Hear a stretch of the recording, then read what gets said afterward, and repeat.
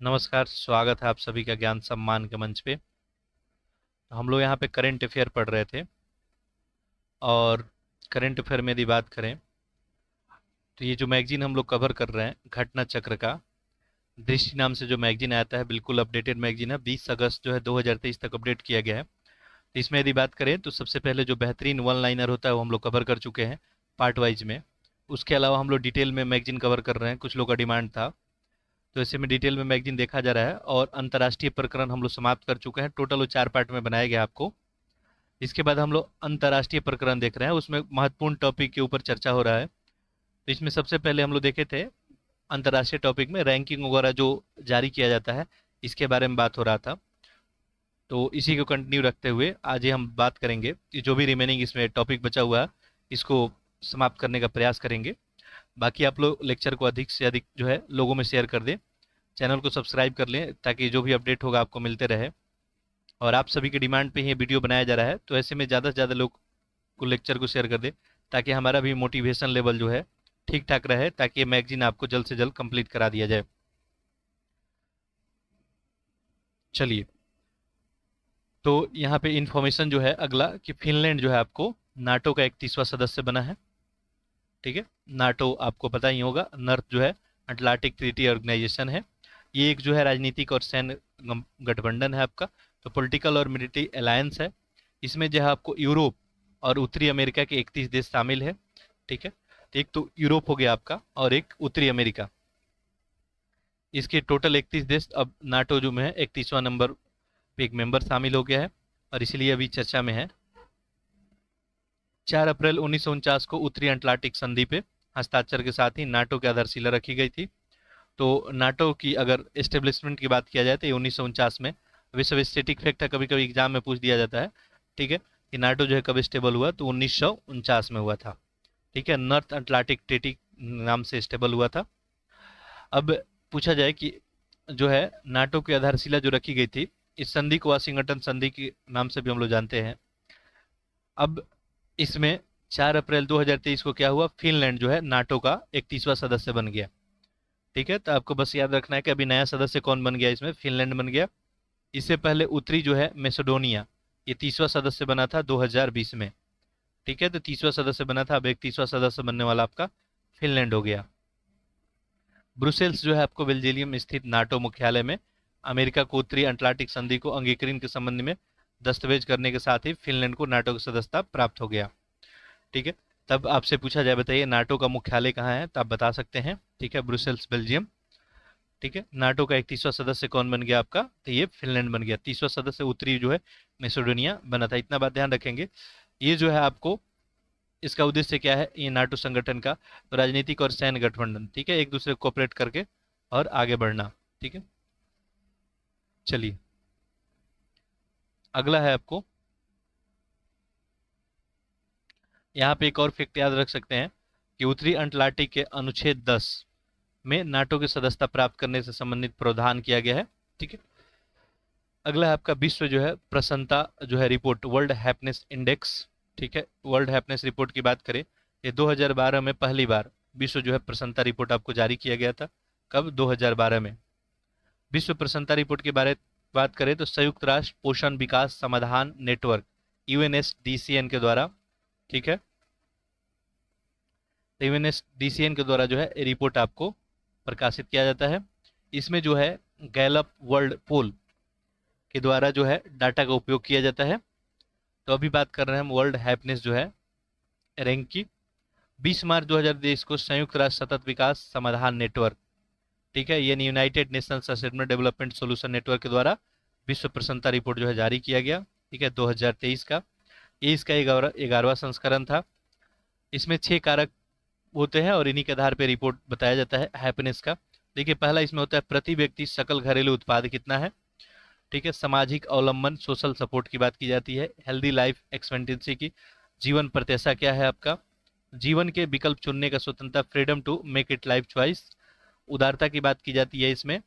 भ्रष्टाचार बोध हो गया। ये सब 6 पैमाना होता है, इन्हीं के आधार पर रिपोर्ट तैयार किया जाता है। ये पैमाना अगर आप चाहे तो इसको इग्नोर कर सकते हैं। अब ये रिपोर्ट जो तैयार किया जा रहा था, इसमें टोटल 137 देश जो है, इसमें 137 देशों को रैंक दिया गया। 2023 में रैंकिंग हेतु 2020 में 2020 से वर्ष 2022 तक के अर्थात 3 वर्ष के गैलप पोल जो है डाटा का उपयोग किया गया और इन डाटा के आधार पर 2023 का रैंक जारी किया गया। और ऐसे में जो है 2023 में बताया गया कि फिनलैंड जो है आपको ये 6वीं बार जो है सबसे ज़्यादा संपन्न जो है, संपन्न नहीं, प्रसन्न देशों की सूची में नंबर 1 पे है। देखिए फिनलैंड आपका क्या हो गया, नंबर 1 पे हो गया सर्वाधिक प्रसन्न में। यहाँ पे रैंकिंग दिया गया है टॉप 3, तो ध्यान में रखेंगे ही। फिनलैंड हो गया आपका, ठीक है। अब आजकल के एग्जाम में कभी कभी 5 भी पूछ लिया जाता है, ठीक है। 5वें पे नीदरलैंड है, चौथे पे आपका इसराइल है। तो पहले पे हो गया फिनलैंड, फिर हो गया डेनमार्क और आइसलैंड, ठीक है। तो ये प्रसन्नता में देखिए यहाँ पे फिनलैंड को सबसे ज़्यादा अंक 7.804 अंक यहाँ पे प्रदान किया गया है। चलिए, तो प्रसन्नता में नंबर 1 पे आपका फिनलैंड हो गया। जो सबसे कम प्रसन्न की बात करें तो यहाँ पे सबसे आखिरी में जो है आपका अफगानिस्तान हो गया, सबसे आखिरी में अफगानिस्तान हो गया। इसको मात्र 1.859 अंक इसको मिला है। इसके बाद लेबनान, सियरा आपका लेओन हो गया, जिम्बाब्वे, कांगो, लोकतांत्रिक गणराज्य हो गया। जब भारत की वर्ल्ड हैप्पीनेस जो है रैंक बात करें तो भारत का रैंक कितना है, 126 है, ठीक है। याद रखेंगे भारत का रैंक है 126 और भारत को स्कोर टोटल मिला है यहाँ पे 4.036। तो भारत को रैंक कितना मिला है यहाँ पे 126 और स्कोर मिला है 4.036। देखिए बात करें अगर 2022 की तो वहाँ भारत को 136वां रैंक मिला था, ठीक है, और वहाँ पे अंक 3.777 था। तो रैंक इंप्रूव हुआ है पहले से, 126 रैंक यहाँ पे भारत को मिला है। तो सबसे आखिरी पे आपका अफगानिस्तान हो गया, भारत का 126 हो गया और ओवरऑल जो है पहले पे फिनलैंड हो गया, ठीक है। इतना बात आप ध्यान रखेंगे। रिपोर्ट जो जारी किया जाता है United nation sustainable development solution network के द्वारा।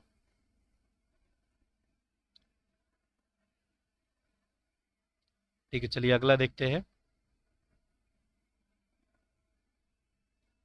ओके,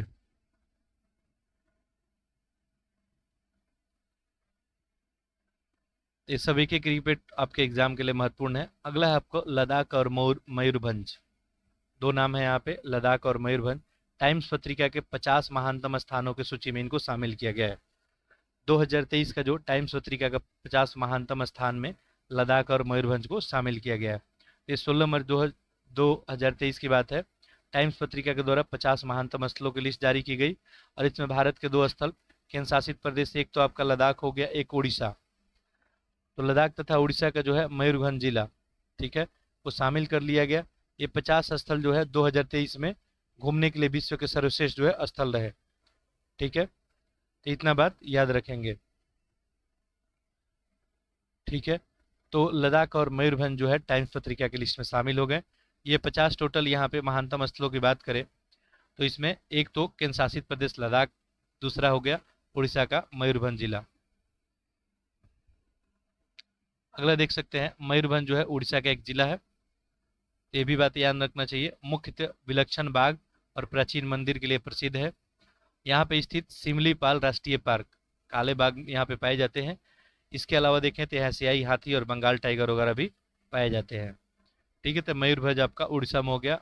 मयूरभंज में देखेंगे तो छाऊ जो है नृत्य यूनेस्को के अमूर्त सांस्कृतिक विरासत में सूची में शामिल है ऑलरेडी, ठीक है। अगला बात करें अगर लद्दाख की, केंद्र शासित प्रदेश लद्दाख जो है अपने अल्पाइन और भूप्रदेश तथा तिब्बती बौद्ध संस्कृति के लिए ये प्रसिद्ध है। भारत का पहला डार्क स्काई अभयारण्य भी आपका लद्दाख को ही, ठीक है। तो लद्दाख के जो है चांगथांग वन्यजीव अभयारण्य को अधिकांश हिस्से हल्ले गांव में स्थित है। ये भी सब बात जो है एक नज़र में ध्यान रखेंगे। तो लद्दाख हो गया, एक आपका मयूरभंज हो गया उड़ीसा का जिला, ठीक। अगला देखिए, वैश्विक है आतंकवाद सूचकांक 2023। ये 14 मार्च जो है 2023 को जारी हुआ। Institute for economics and peace इनके द्वारा जारी किया गया वैश्विक आतंकवाद सूचकांक। ग्लोबल जो है टेररिज्म इंडेक्स 2023, इसका ये 10वां संस्करण था। किसके द्वारा जारी किया गया है, ये आपको आईईपी के द्वारा, ठीक है। ये आपका institute for economic and peace के द्वारा जारी किया गया। 163 देशों को शामिल किया गया। लगभग 163 देशों के 99.7% जनसंख्या यहाँ पे आबादी जो है शामिल होता है। 2022 में आतंकवाद से मरने वालों की संख्या जो है 6701 जो है दर्ज की गई है। तो 2023 में जो रिपोर्ट आया अपना, इसमें बताया गया कि 2022 में आतंकवाद से मरने वाले लोग की संख्या कितनी है, 6701 है। 2021 की तुलना में 9% की गिरावट इसमें दर्ज की गई है। 2022 में आतंकवादी हमले की बात करें तो 2021 में आपका 5,463 से 28% की गिरावट के साथ 3,955। तो पहले से आतंकवादी टेरर अटैक जो है कम हुआ है। मोटा मोटा ये जो है एक नज़र में बात ध्यान रखेंगे, 28% की गिरावट। अभी डाटा याद करने की जरूरत नहीं है, बस याद रखें 28% लगभग गिरावट दर्ज की गई है। 2021-22 में देखें, इस्लामिक स्टेट लगभग 4 से 10 आतंकवादी हमलों के साथ विश्व में सबसे घातक आतंकवादी समूह का जो है अभी भी ये बना हुआ है। ठीक है, इससे अतिरिक्त इस्लामिक स्टेट वर्ष 2022 में कुल 1,045 मौतों के लिए उत्तरदायी था। अब इसमें अगर रैंक की बात करेंगे तो यहाँ पे इससे पहले देख ले कि भूटान, चीन, कुवैत, ओमान, सिंगापुर समेत 71 देश, ठीक है, शून्य स्कोर के साथ आतंकवाद से अप्रभावित रहे हैं। बहुत ही महत्वपूर्ण है, इसको ध्यान रखेंगे। ये आतंकवाद से बिल्कुल अप्रभावित रहे हैं, जैसे भूटान हो गया, चीन, कुवैत, ओमान, सिंगापुर, ठीक है, समेत 71 देश जो है मात्र शून्य यहाँ पे आपको घटना देखने को मिली है आतंकवाद से रिलेटेड। भूटान में, चीन में, कुवैत में, ओमान में और सिंगापुर में। अब आतंकवाद से सबसे ज्यादा प्रभावित होने वाला देश कौन है, तो उसमें नंबर 1 पे है आपका अफगानिस्तान। नंबर 1 पे अफगानिस्तान है। इसके बाद बुर्किना फासो हो गया, सोमालिया, माली और सीरिया। ये टॉप 5 है, अफगानिस्तान, बुर्किना फासो, सोमालिया, माली और सीरिया। आतंकवाद से प्रभावित अगर ब्रिक्स देशों की बात करेंगे तो इसमें ब्राजील जो है नंबर 1 आएगा, ऐसे ओवरऑल रैंक इसका 85 है। इसके बाद रूस हो गया आपका, और फिर आपका भारत आ गया। ठीक है, तो भारत जो है 13 पे है। भारत को जो है 13वां स्थान है, ये बात याद रखेंगे, 7.15 175 के साथ। तो भारत का स्थान कौन सा है, 13वां है। अगला देखिए, राष्ट्रीय शस्त्र हस्तांतरण प्रवृत्तियां 2022, इंपॉर्टेंट है, याद रखेंगे। 13 मार्च 2023 की बात है। Stockholm International Peace Research Institute SIPRI के द्वारा अंतर्राष्ट्रीय शस्त्र हस्तांतरण प्रवृत्तियां जो है नामक एक रिपोर्ट लाया गया। ठीक है, तो सिप्री के द्वारा रिपोर्ट लाया गया 2018 से।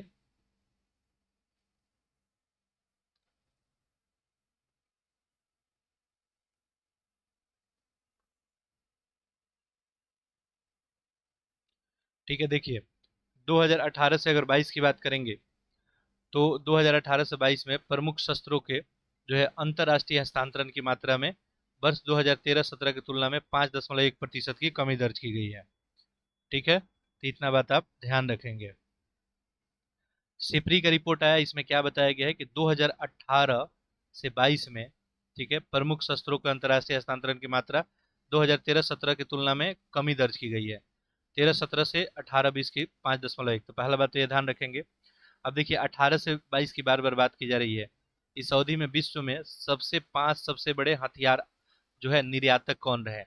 18 से 22 में जो है टॉप 5 की बात करें, एक संयुक्त राज्य अमेरिका हो गया, एक आपका रूस, फ्रांस, चीन और जर्मनी।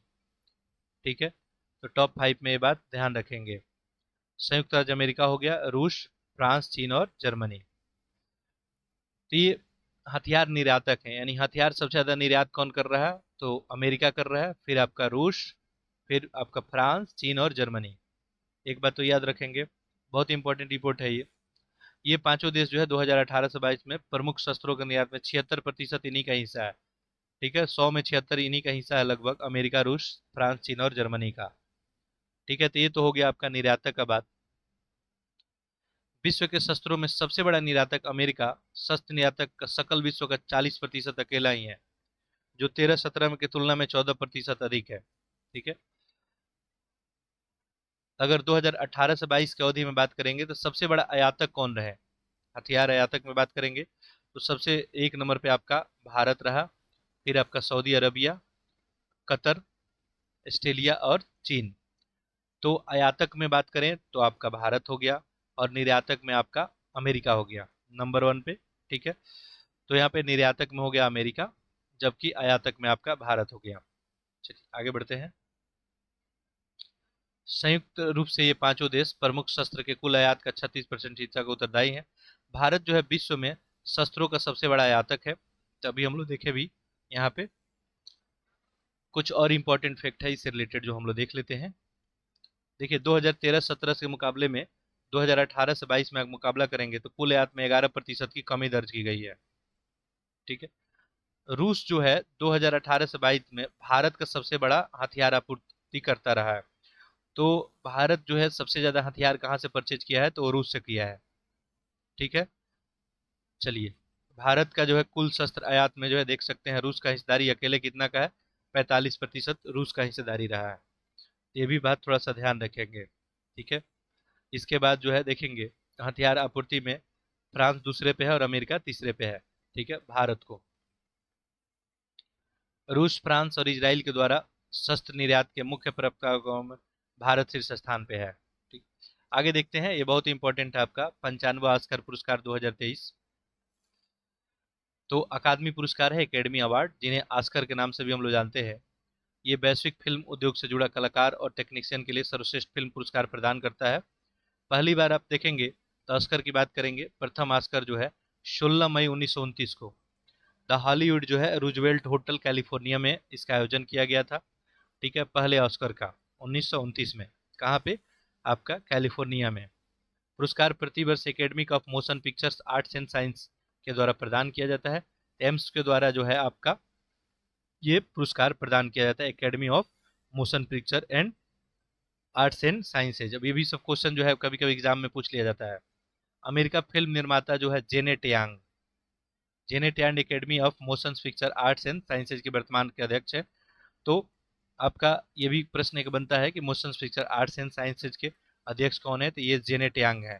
ठीक है, अकादमी का मुख्यालय कहाँ आपका वेरेल्वी हिल्स कैलिफोर्निया में है, जो संयुक्त राज्य अमेरिका में स्थित है। अब देखते हैं इसमें किसको कौन सा अवार्ड मिला। तो ये 12 जो है मार्च 2023 की बात है, डॉल्बी थिएटर लॉस एंजलिस में 95 जो है अकादमी पुरस्कार विजेताओं का घोषणा किया गया। तो स्थान कौन सा था, लॉस एंजलिस कैलिफोर्निया का। 2022 के दौरान प्रदर्शन फिल्मों हेतु इन पुरस्कार को आयोजन किया गया। 95 ऑस्कर पुरस्कार हेतु सर्वाधिक जो है 11 नामांकन film Everything Everywhere All at Once को प्राप्त हुआ। तो सबसे ज्यादा पुरस्कार इसी को मिला, Everything Everywhere All at Once को 11 जो है क्षेत्रों में पुरस्कार दिया गया। डेनियल क्वान और डेनियल स्कीटर्स द्वारा निर्देशित इस फिल्म को सर्वाधिक 7 जो है ऑस्कर अपने नाम किया। तो 7 ऑस्कर इसको मिला। ठीक है, 11 नामांकन था इसका, जिसमें 7 में इसको ऑस्कर जो है मिल गया। और ये जो है किसके निर्देशन में बना हुआ था, Everything Everywhere All at Once पूछा जा सकता है, नाम याद रखेंगे, इंपॉर्टेंट है, डेनियल क्वान और डेनियल स्किंटर्स। इसके अलावा बात करेंगे तो मल्टीवर्स, मल्टीवर्स कई ब्रह्मांड का एक काल्पनिक समूह पे आधारित एक अमेरिकी कॉमेडी ड्रामा फिल्म को जो है सर्वश्रेष्ठ फिल्म का अवार्ड मिला।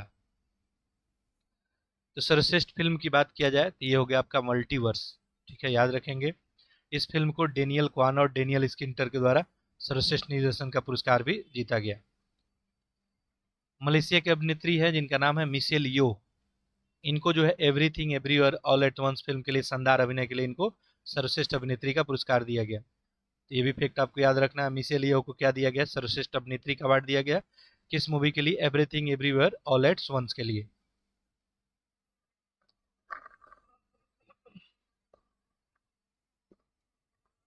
आगे बात करते हैं,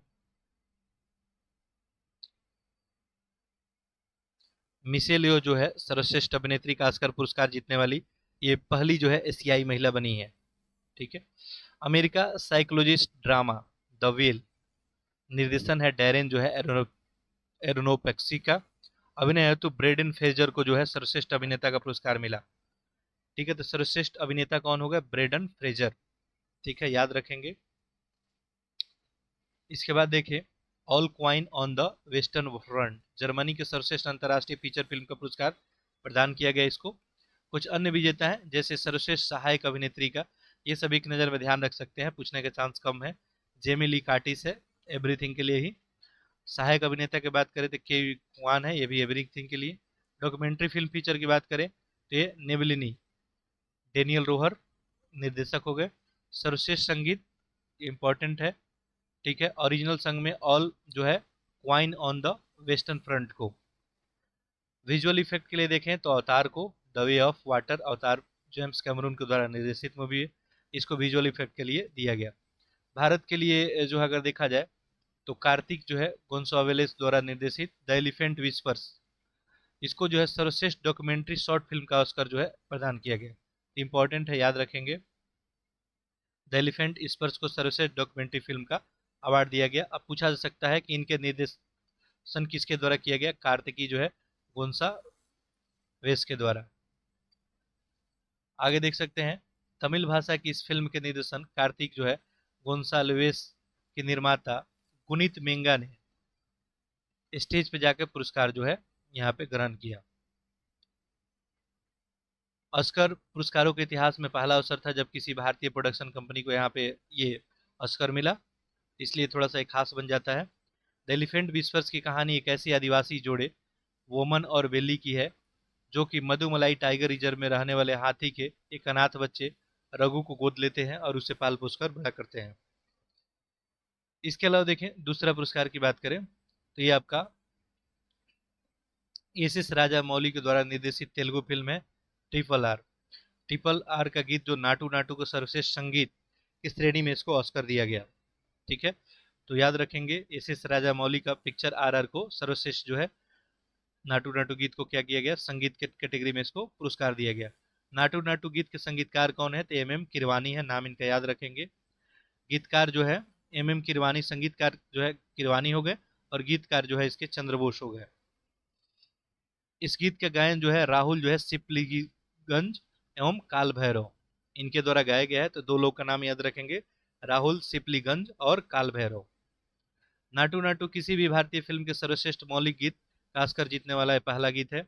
इससे पहले जो है कोई गीत यहाँ पे ऑस्कर नहीं लेके आया था। तेलुगु भाषा का यह गीत प्रसिद्ध अभिनेता रामचरण और जूनियर एनटीआर पे फिल्माया गया है ट्रिपल आर। ठीक है, तो याद रखेंगे ये सब चीजें, इसमें कोई भी प्रश्न आपका बनाया जा सकता है।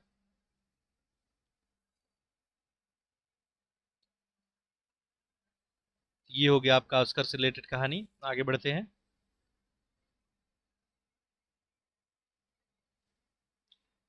अस्सीवा जो है गोल्डन ग्लोबल अवार्ड्स 2023 में बेस्ट सॉन्ग मोशन पिक्चर की बात करें तो इसमें भी नाटू नाटू जो है विजेता घोषित हुई है। पूछा जाए आपका गोल्डन ग्लोबल अवार्ड में बेस्ट सॉन्ग किसको मिला है?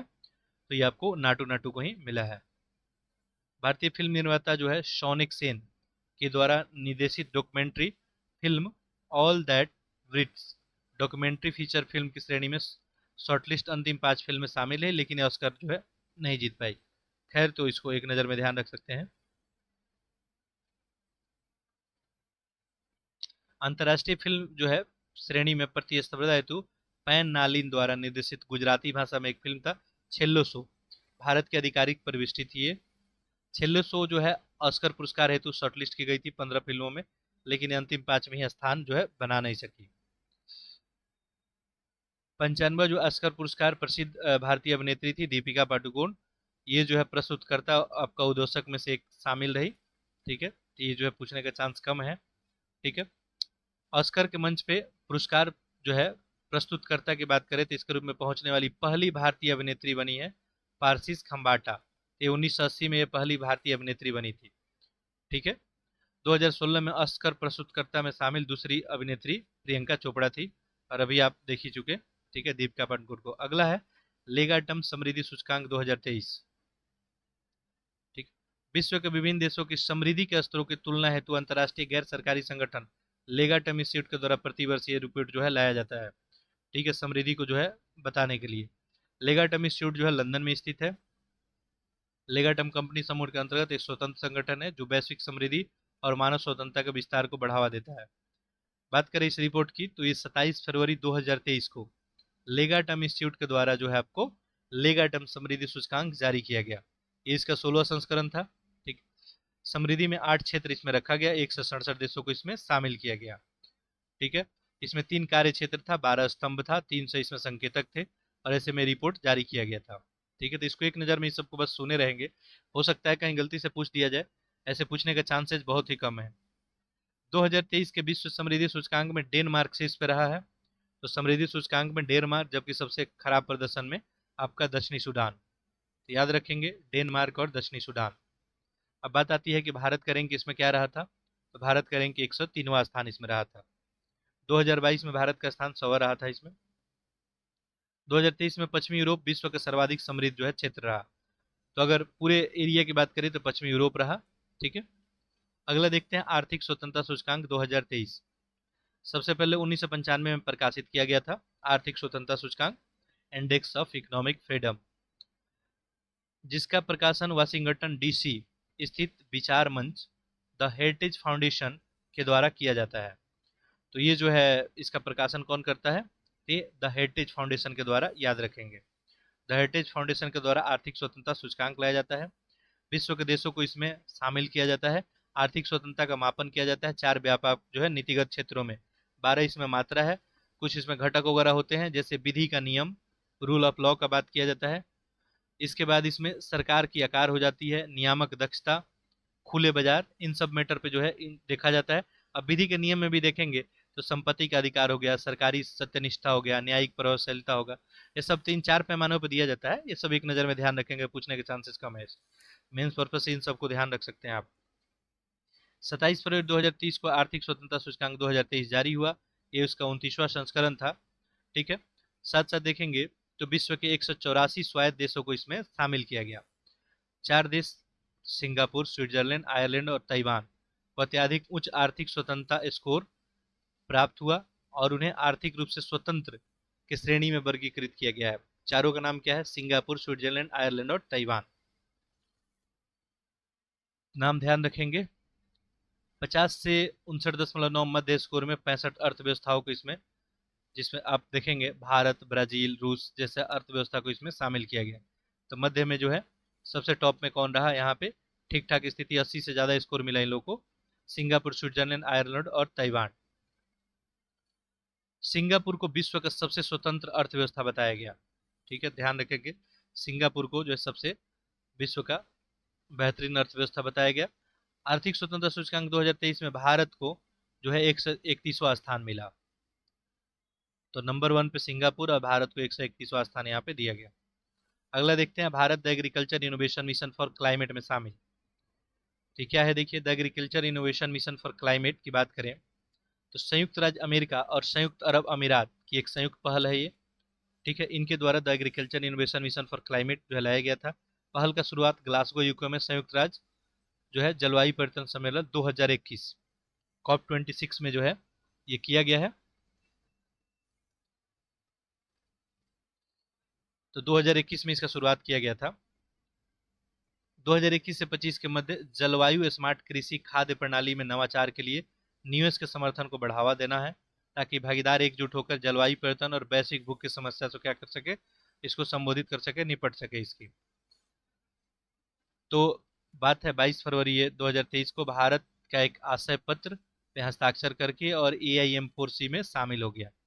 ठीक है, तो भारत हो गया, अबू धाबी में आयोजित एक I2U2 था, इसमें समूह में पहले बिजनेस फोरम के दौरान AIM4C में शामिल हो गया। तो भारत भी AMI4 में, और AIM4C की बात करें तो अब इसमें 52 सदस्य हो गए हैं। ठीक है, एम्स है एक क्लाइमेट जो है सबमिट को लेके है। चलिए आगे बात करते हैं। 8 से 10 मई 2023 को जो है M4 क्लाइमेट सबमिट, ये अमेरिका के मेजबानी में वाशिंगटन DC में आयोजित किया गया। इंपॉर्टेंट है, भी ध्यान रखेंगे। पूछा जाए आपसे डायरेक्ट कि बताइए AIM4C इसका जो है सबमिट जो है इसका आयोजन कहाँ किया गया, तो अमेरिका में। ठीक है, वाशिंगटन DC में। अगला देखते हैं अंतर्राष्ट्रीय बौद्धिक संपदा सूचकांक 2023, इंटरनेशनल इंटेलेक्चुअल जो है प्रॉपर्टी इंडेक्स। अमेरिकी अमेरिकी जो वाणिज्यिक संगठन है जिसका नाम है US चैम्बर ऑफ कॉमर्स के संबंध में ग्लोबल इनोवेशन पॉलिसी सेंटर के द्वारा 2012 से जारी किया जा रहा है। 50 विभिन्न संकेतकों को रखा जाता है। 55 देश बौद्धिक संपदा और संरचना और मूल्यांकन इसमें किया गया। तो फरवरी 2023 में रिपोर्ट लाया गया 2023 का। ठीक है, GIPC के द्वारा। ठीक है, अब वार्षिक रूप से जारी किए गए सूचकांक में 11वां इसका संस्करण था। ठीक है, इसमें आपको ध्यान देना है कि अंतर्राष्ट्रीय बौद्धिक सूचकांक में सबसे नंबर 1 पे कौन रहा, तो आपका संयुक्त राज्य अमेरिका रहा, फिर यूनाइटेड किंगडम और इसके बाद फ्रांस। संयुक्त राज्य अमेरिका नंबर 1 पे रहा, फिर यूनाइटेड किंगडम और फ्रांस रहा नंबर 3 पे। अब बात आती है कि भारत को जो है अंतर्राष्ट्रीय बौद्धिक सूचकांक में कितना स्थान प्राप्त हुआ है, तो भारत को 42वां रैंक हुआ है, प्राप्त हुआ है इसमें। लेकिन अभी ध्यान रखना है कि सबसे आखिरी पोजीशन किसको मिला इसमें, तो वेनेजुएला को। वेनेजुएला को जो है आखिरी पोजीशन मिला है, जबकि नंबर 1 पे आपका यूनाइटेड स्टेट ऑफ अमेरिका है। वेनेजुएला, फिर रूस और अल्जीरिया है। बौद्धिक संपदा सूचकांक में देख सकते हैं भारत को जो है स्थान कौन सा मिला है, 42वां। और भारत को यहाँ पे समग्र स्कोर का 38.64% प्राप्त हुआ है। भारत जो एशिया के 15 देशों की सूची में 12वें स्थान पे है। ठीक है, इसको ध्यान नहीं रख सकते हैं। ठीक है, चलिए अगला है भ्रष्टाचार बोध सूचकांक 2022। 1995 में ट्रांसपेरेंसी इंटरनेशनल, इन्हीं के द्वारा प्रतिवर्ष ये भ्रष्टाचार बोध सूचकांक जारी किया जाता है। तो भ्रष्टाचार बोध सूचकांक किसके द्वारा जारी किया जाता है, याद रख लेना है, ट्रांसपेरेंसी इंटरनेशनल के द्वारा। सचिवालय इसका बर्लिन में है। ठीक है, इसमें जो है विश्व के देशों के क्षेत्रों को वहां जहां व्याप्त भ्रष्टाचार के आधार पर रैंकिंग दी जाती है। भ्रष्टाचार बोध सूचकांक 2022 में 13 सर्वेक्षण और विशेषज्ञ मूल्यांकन के आधार पर विश्व के 180 देशों के इसमें भ्रष्टाचार के स्तरों का जो है प्रदान किया गया। अब देखिए, जिसको शून्य प्राप्त होगा, शून्य से लेकर 100 तक, शून्य का अर्थ क्या होगा, सर्वाधिक जो है भ्रष्ट, और 100 का अर्थ क्या होगा, सर्वाधिक ईमानदार। ठीक है, बहुत क्लीन। तो करप्ट जिसको होगा उसको कम यहाँ पर कम अंक मिलेगा, जबकि जो है बेहतर जो स्थिति में होगा उसको यहाँ पे ज़्यादा अंक जो है दिया जाएगा। 31 जनवरी 2023 की बात है, ट्रांसपेरेंसी इंटरनेशनल के द्वारा ये रिपोर्ट लेके आया गया, भ्रष्टाचार बोध सूचकांक 2022, 28वां संस्करण था। सूचकांक में देखेंगे तो डेनमार्क को यहाँ पे 90 स्कोर मिला है, और इस तरह से डेनमार्क नंबर 1 पे रहा, जबकि सोमालिया को मात्र 12 अंक मिला है और ये सबसे निचले स्थान पे रहा। तो भ्रष्टाचार बोध सूचकांक में नंबर 1 पे कौन हो गया, आपका डेनमार्क, जबकि सबसे आखिरी पे कौन हो गया, आपका सोमालिया हो गया। ठीक है, तो डेनमार्क हो गया नंबर 1 पे 90 स्कोर के साथ। फिनलैंड जो है आपका नंबर 2 पे हो गया, और नंबर 3 पे न्यूजीलैंड हो गया। अब प्रश्न आता है कि चलिए भारत का जो है रैंक इसमें क्या रहा। तो भारत का बात करेंगे तो भारत का रैंक रहा है 40, सॉरी, भारत का रैंक रहा है 25वां 40 अंक के साथ। ठीक है, 50वां रैंक रहा है। जैसे हम बताएं कि सोमालिया सबसे आखिरी पे रहा। ठीक है, और भारत का रैंक यहाँ पे 50वां रहा 40 अंकों के साथ।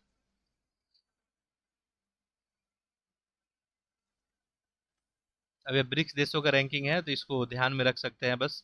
भारत के अतिरिक्त दक्षिण अफ्रीका 72, ब्राजील हो गया, रूस हो गया, और चीन को 65वां स्थान यहाँ पे दिया गया। तो भारत को जो है भ्रष्टाचार जो है सूचकांक में बात करेंगे तो कौन सा रैंक है, 40, सॉरी सॉरी 85 रैंक है। ठीक है, भारत को रैंक कौन सा है, 85 है। कभी कभी क्या होता है, माइंड जो है उस चीज़ को पढ़ लेता है। ठीक है, जो पहले से कुछ कुछ बातें चलती रहती है। देखिए आगे देखिए, भारत जो है बसेनार व्यवस्था का अध्यक्ष बना। तो इसके बारे में थोड़ा सा जान जाए। बसेनार व्यवस्था यह एक बहुपक्षीय जो है स्वैच्छिक निर्यातक नियंत्रक व्यवस्था है, और ये पारंपरिक हथियार और दोहरे उपयोग करने वाले वस्तु एवं तकनीकों के हस्तांतरण का निगरानी करता है। ठीक है, तो बसेनार जो है क्या करता है, आपको जो पारंपरिक तरीके से हथियार हो गया, दोहरे उपयोग वाला जो भी वस्तु हो गया, उनके तकनीकों का हस्तांतरण का निगरानी करता है। बसेनार नाम जो है द हेग, नीदरलैंड में स्थित एक उपनगर के नाम पे लिया गया है, जहां एक समझौता 1995 में किया गया था। इस व्यवस्था में औपचारिक शुरुआत 1996 में हो गई। सचिवालय इसका वियना ऑस्ट्रिया में है। 42 सदस्य इसमें है।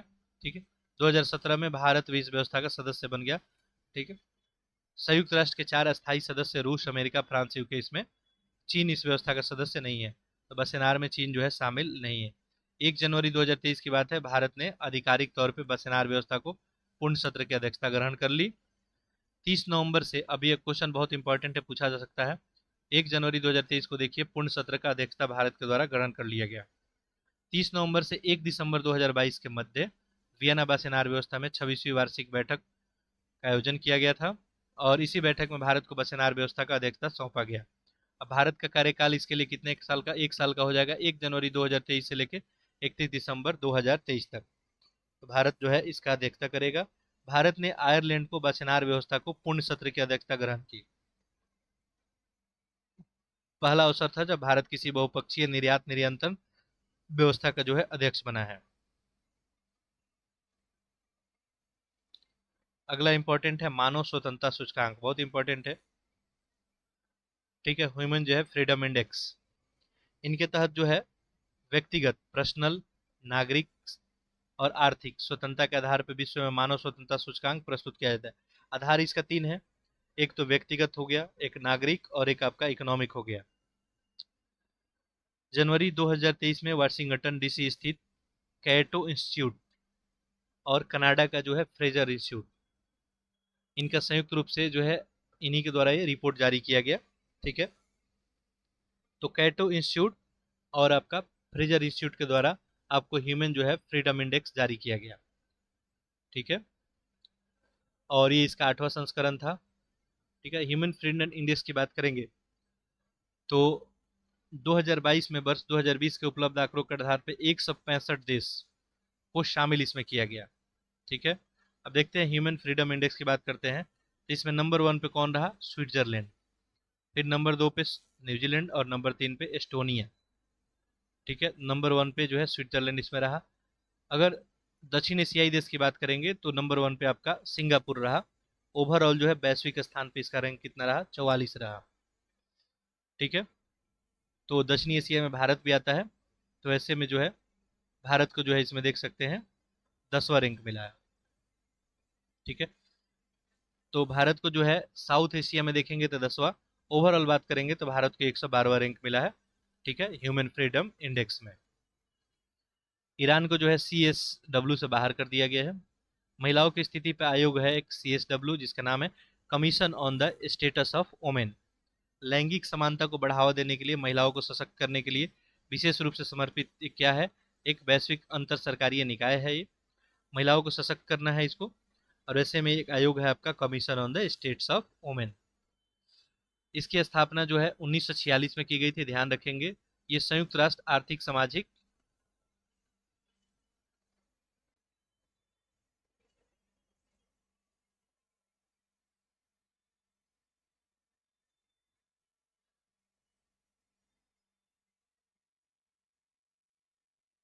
थोड़ा सा वेट करेंगे। तो ये जो है महिलाओं को सशक्त करने के लिए बना है, और संयुक्त राष्ट्र के जो 45 सदस्य राष्ट्र में किसी समय पर इस आयोग के सदस्य के रूप में कार्य करते हैं। 45 सदस्यों में देखें तो प्रत्येक एक प्रतिनिधि इस आयोग में शामिल होता है, और जिसका चुनाव आर्थिक और सामाजिक परिषद के समान जो है भौगोलिक वितरण के द्वारा किया जाता है। खैर, मैटर ये है कि भारत भी जो है आपका CSW का सदस्य है, ये बात याद रखेंगे। ठीक है, इसका कार्यकाल वर्ष 2025 तक है।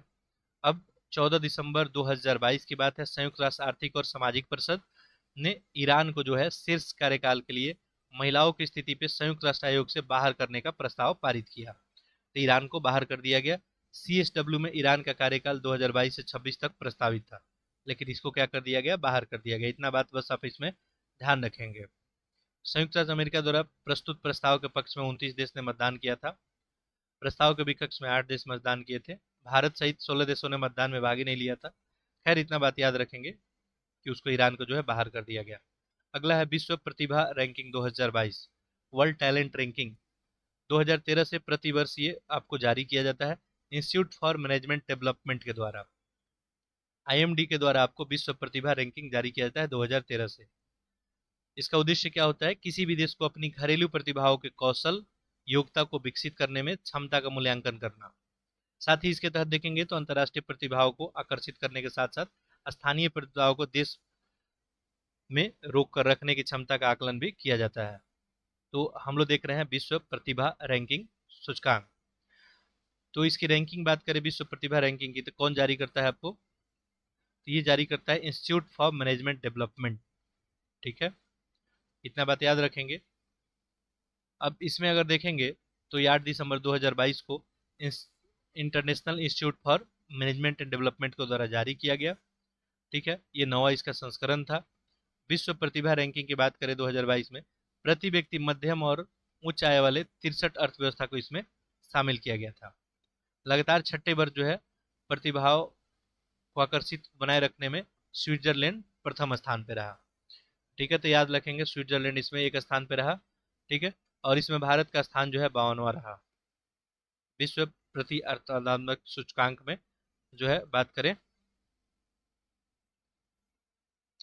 प्रतिभा जो है विश्व प्रतिभा सूचकांक में, अगर रैंकिंग में बात करें, भारत का 52वां स्थान रहा था। एशिया प्रशांत क्षेत्र में सिंगापुर। ठीक है, ये जबकि भारत इसमें एशिया प्रशांत क्षेत्र में 12वां स्थान पे। ओवरऑल आप बात याद रखेंगे कि नंबर 1 पे स्विट्जरलैंड है और भारत है 52वां पे। अगला है times person of the year 2023। 7 दिसंबर 2023 को अमेरिका के प्रतिष्ठित जो है अंतर्राष्ट्रीय 7 दिसंबर 2022 है, इसी को अमेरिका के प्रतिष्ठित अंतर्राष्ट्रीय पत्रिका है टाइम्स, इनके द्वारा 2022 के times person of the year जो है इसकी घोषणा की गई। ठीक है, तो अमेरिका में जो पत्रिका है टाइम्स, इसी के द्वारा times person of the year की घोषणा की गई।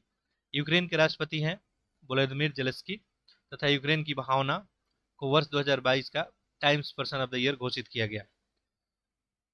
तो नाम याद रखेंगे, जेलेंस्की को जो times person of the year घोषित किया गया। ठीक है, जेलेंस्की ने मई 2019 में यूक्रेन के छठे राष्ट्रपति के रूप में पदभार ग्रहण किया था। राष्ट्रपति बनने से पहले ये हास्य अभिनेता थे, पटकथा लेखक के रूप में ये सक्रिय थे। यूक्रेन पर रूस के आक्रमण के दौरान उन्होंने विश्व भर में युद्ध काल का नेतृत्व के रूप में प्रसिद्धि प्राप्त की, वीरता साहस दिखाया गया।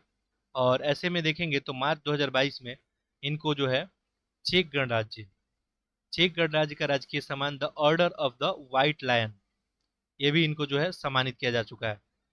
तो जेलेंस्की को जो है the Order of the White Lion जो है चेक गणराज्य का सम्मान जो है सम्मानित किया जा चुका है। जुलाई 2022 में पोलैंड का जीवाश्म वैज्ञानिकों के समूह ने 150 मिलियन वर्ष पुराने फेदर स्टार्स के जीवाश्म नामकरण व्लादिमीर जेलेंस्की के नाम पे भी रखा। ठीक है, तो इनके साहस और वीरता के लिए इनको पुरस्कार जो है दिया जा रहा है। फेदर स्टार समुद्री जीव की एक विलुप्त प्रजाति है। 2022 में फाइनेंशियल टाइम्स ने भी व्लादिमीर जेलेंस्की को पर्सन ऑफ द ईयर 2022 बनाया। तो देखिए, फाइनेंशियल टाइम्स के द्वारा भी इनको पर्सन ऑफ द ईयर बनाया गया, ये भी बात थोड़ा सा ध्यान रखेंगे। ठीक है, कि फाइनेंशियल टाइम्स भी इनको जो है। इसके बाद देखेंगे तो इसमें हीरोज ऑफ द ईयर की बात करें तो ये the women of Iran. Entrepreneur of the year की बात करें तो ब्लैक पिग, ये द आपको कोरियाई पॉप के पॉप बैंड है, और इसी को the entertainer of the year बताया गया, किसको, ब्लैक पिग को। एथलीट ऑफ द ईयर जो है एरोज जज को, अमेरिका बेसबॉल के खिलाड़ी, इनको एथलीट ऑफ द ईयर बताया गया एरोज जज को। आइकन ऑफ द ईयर बताया गया मिशेल लियो को। ठीक है, ये जो है मलेशियाई अभिनेत्री मिशेल लियो को बनाया गया icon of the year.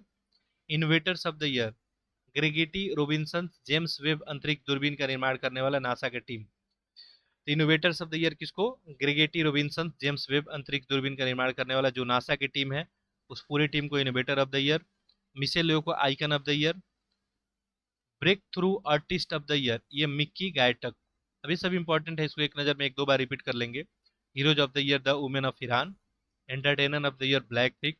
Athlete of the year जो है एरोन जज हो गया, अमेरिका बेसबॉल के खिलाड़ी हैं athlete of the year. Icon of the year Michelle हो गई, मलेशिया की अभिनेत्री। इनोवेटर्स ऑफ द ईयर हो गई ग्रेगेटी रॉबिन्सन जेम्स वेब अंतरिक्ष दूरबीन का निर्माण करने वाले नासा की टीम। Breakthrough artist of the year Mickey Guyton. अब अगला देखते हैं, फोर्ब्स विश्व की 100 सर्वशक्तिशाली महिलाएं, बहुत इंपॉर्टेंट है, ये भी ध्यान रखेंगे। तो 2022 में जो है फोर्ब्स पत्रिका के द्वारा विश्व की 100 सर्वाधिक जो है शक्तिशाली महिलाओं की सूची जारी की गई, और ये इसका 19वां संस्करण था।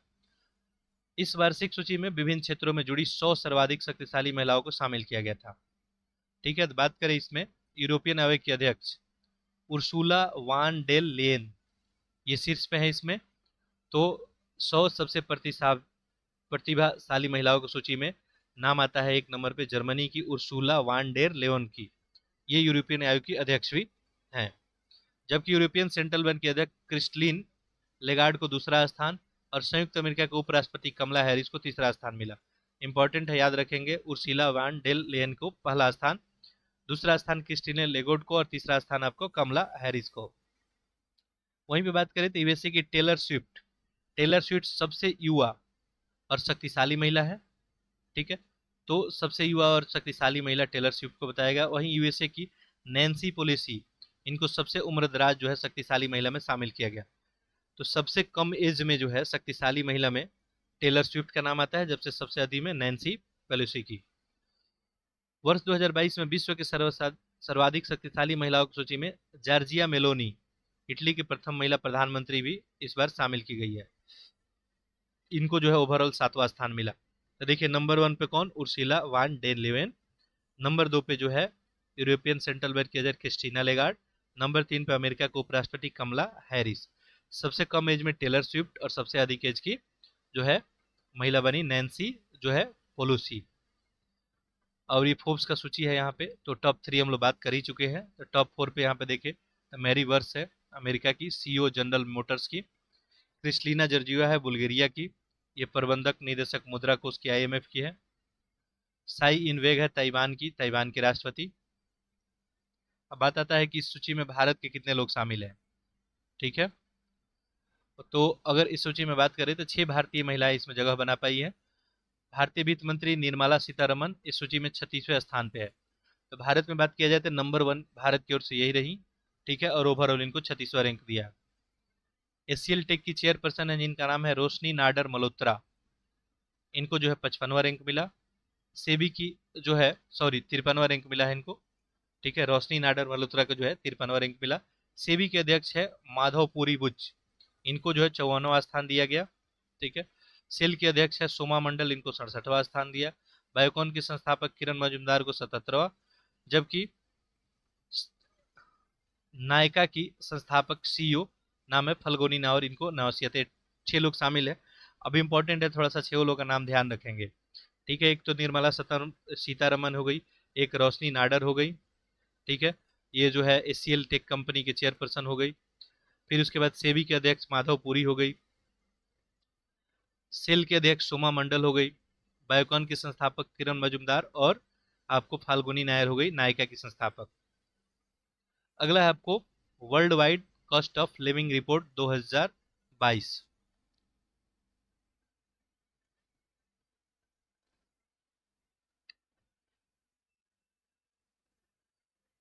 1 मिनट वेट करेंगे।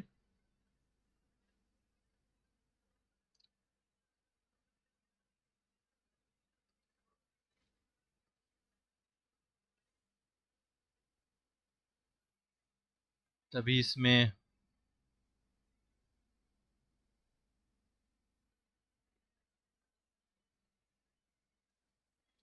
ठीक है, अभी इसमें अच्छे खासे मैटर हैं, ठीक है। चलिए, तो इसका एक पार्ट 3 भी हम लोग कर लेंगे। देखिए, कंटेंट अगर ज़्यादा हो जाएगा तो काफ़ी लोग लेक्चर का लेंथ ही देख के जो है पहले ही उनको थोड़ा सा मतलब ऐसा लगता है कि अब ये हम कर नहीं पाएंगे, ठीक है। बाकी इसका अब हम पार्ट 3 करेंगे और पार्ट 3 करके इसको कंप्लीट कर देंगे। ये जो अंतर्राष्ट्रीय वाला आपका मैटर है, पार्ट 3 थोड़ा लंबा बनेगा, बट इसको जो है कंप्लीट कर देंगे पार्ट 3 में, क्योंकि अभी भी बहुत सारा मैटर इसमें है वर्ल्ड वाइड, ठीक है। देखिए, हम लोग बिल्कुल डिक्रीजिंग जो ऑर्डर में चल रहे हैं। जैसे अभी जो हाल फिलहाल आपका अगस्त, ये सितंबर से पहले आपका अगस्त हो गया था, अगस्त का न्यूज़ देख लिए। इससे पहले जुलाई, जून हो गया, मई हो गया, ऐसे करके दिसंबर 2022 तक पहुंच चुके हैं हम लोग, ठीक है। तो अगले लेक्चर में हम लोग इसका अगला हिस्सा जो है कवर करेंगे। बाकी आप लोग लेक्चर को अधिक से अधिक शेयर कर दें। कोई फीडबैक कमेंट होगा तो आप लोग कमेंट बॉक्स में लिख सकते हैं, ठीक है। चलिए, आप सभी का बहुत बहुत धन्यवाद।